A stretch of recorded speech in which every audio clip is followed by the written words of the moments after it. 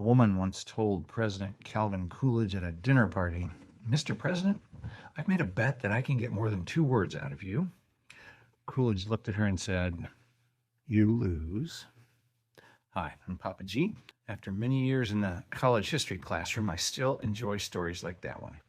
And today, we arrive at the 30th President of the United States, Calvin Coolidge. Coolidge became president in 1923 after the sudden death of Warren G. Harding. And after the scandals that surrounded the Harding administration, the country was ready for something different.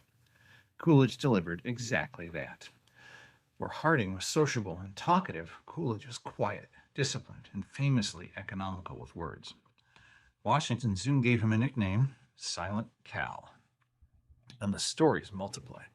At dinners, Coolidge sometimes said almost nothing all evening. One guest said sitting next to him felt a bit like sharing a train compartment with someone who preferred the scenery to conversation. But the silence actually worked in his favor. After the turmoil of the Harding years, Americans found Coolidge's personality reassuring. He seemed steady, careful, honest. And his presidency coincided with one of the most energetic economic periods in American history. The roaring 20s were in full swing. Factories expanded, radios and automobiles spread rapidly through American life. The stock market climbed, and many Americans felt the country was entering a new modern age. Coolidge generally believed the federal government should step back and allow business and innovation to flourish.